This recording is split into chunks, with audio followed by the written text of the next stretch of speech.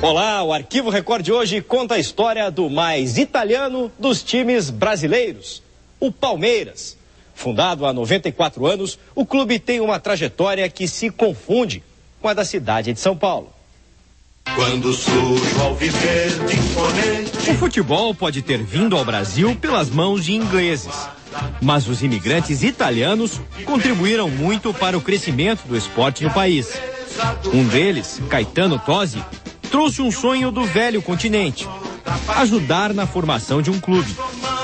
E ele acabou inspirando Luiz Servo, Ezequiel Simono, Luiz Emanuel Marzo e Vicente Ragonetti para a fundação do Palestra Itália, no dia 26 de agosto de 1914, uma quarta-feira. Assim como um imigrante italiano, o Palestra era humilde, pobre. Mas aos poucos, graças ao fanatismo de um povo pelo calcio, o nosso futebol, o time destinado para os oriundos italianos ganhou força, virou um vencedor. Logo no 6º ano de vida, conquistou o primeiro título, o Paulistão de 1920. A maior goleada do Palmeiras aconteceu no dia 8 de agosto de 1920. A partida, realizada no Palestra Itália contra o Internacional, era válida pelo Campeonato Paulista. O placar foi de 11-0. 22 anos depois, quando a Segunda Guerra Mundial fervia, o tradicional clube viveu um dos momentos mais difíceis da história. Chegou a ser ameaçado de perder o estádio e acabou sendo obrigado a mudar de nome, já que o Brasil era contra as forças do eixo, composto pelo Japão, a Alemanha e a Itália. Surgia a Sociedade Esportiva Palmeiras. E com o novo nome, o Palestra Itália ganhou logo mais um título, o de campeão do Paulistão de 42. Para isso, o time alviverde, que entrou levando a bandeira brasileira, passou pelo São Paulo na final.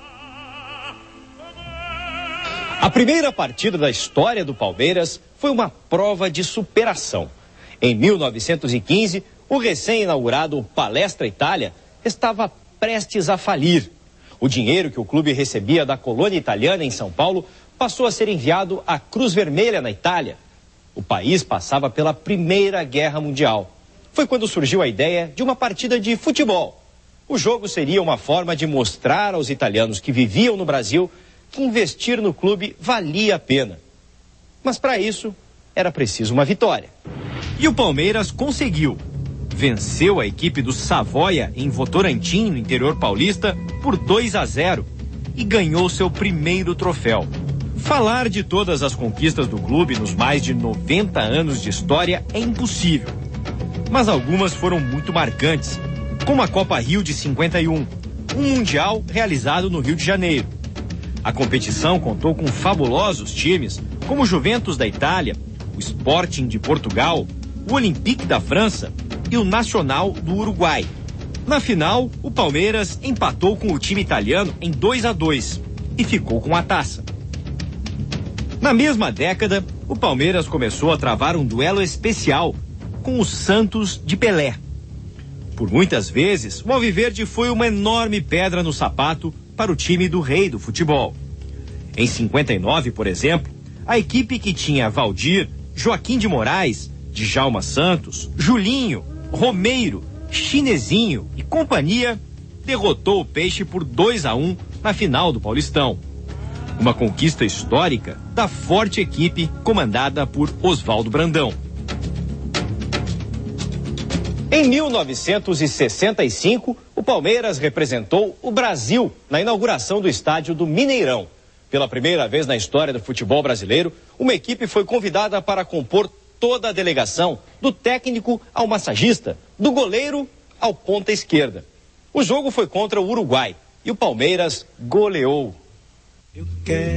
O time inteiro do Verdão vestiu a camisa da seleção brasileira. O placar foi de 3-0 para o Brasil, com gols de Rinaldo, Tupazinho e Germano. E o Palmeiras ganhou o justo apelido de Academia. Nos anos 70, o Palmeiras continuava dando aula de futebol. Bicampeonato brasileiro em 72 e 73, provou a força do time, que tinha Leão, Ademir da Guia e Luiz Pereira. Mas faltava uma vitória especial sobre o arquirrival Corinthians, que aconteceu em 74, na final do Paulistão. O gol de Ronaldo, narrado por Fiore Gigliotti, molhou as arquibancadas do Morumbi com as lágrimas dos corintianos, que estavam sedentos por um título. Pela ponta, atenção, vai levantar, balão subindo, descendo, entrou na linha, bola para Ronaldo, chutou,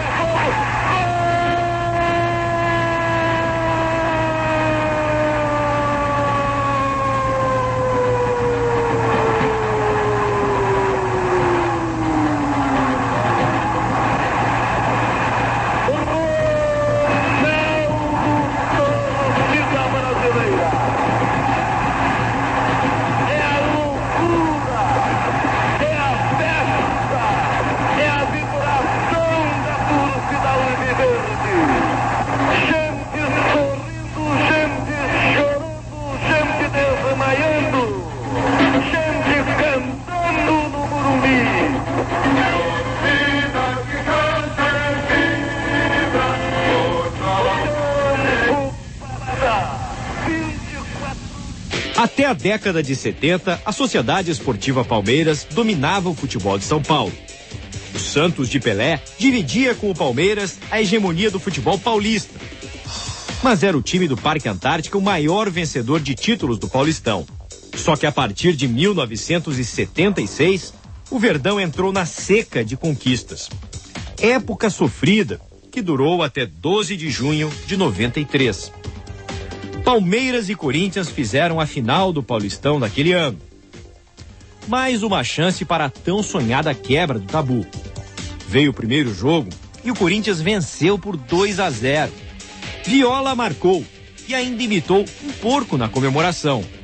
Os palmeirenses ficaram mordidos. Será que a escrita iria continuar? Uma semana depois, Vanderlei Luxemburgo preparou uma revanche. No primeiro tempo, Zinho abriu o placar para o Palmeiras. O jogo era nervoso, truncado. No segundo tempo, Evair ampliou a vantagem e Edilson fez o terceiro. Ao todo, 4 expulsões. Tonhão pelo Palmeiras e Henrique, Ronaldo e Ezequiel pelo Corinthians. O jogo foi para a prorrogação. O Corinthians teria que vencer no tempo extra para ficar com o título. Mas Evair pôs fim às chances corintianas com este pênalti. 4-0 no total. Aí era só esperar o tempo passar. Depois de 17 anos, o Verdão derrubava o maior tabu da história do clube. Os rivais históricos, Palmeiras e Corinthians, já se uniram para ajudar financeiramente o São Paulo. Em 1938, quando o Palmeiras ainda era chamado de Palestra Itália, os dois times fizeram um jogo com o objetivo de arrecadar fundos para o time do Morumbi, que afundava em dívidas. Ao longo dos mais de 90 anos de história, o Palmeiras alternou períodos de fracassos e de glórias. A década de 90 foi de grandes conquistas. O time alviverde levou mais 2 títulos paulistas, 94 e 96, mais 2 brasileiros, 93 e 94, uma Copa do Brasil, 98, e o principal, uma Libertadores da América, em 99, com direito a eliminar quem da competição? O Corinthians. O Alvinegro sofreu com o Alviverde também no ano seguinte, quando voltou a perder para a equipe palmeirense na mesma competição. O pênalti que Marcos defendeu na cobrança de Marcelinho Carioca até hoje é lembrada por todo palestrino.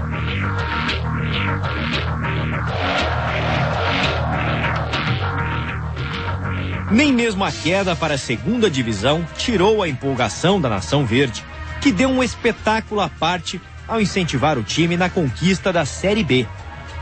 Verde é a cor da esperança, algo que o torcedor do Palmeiras nunca perde.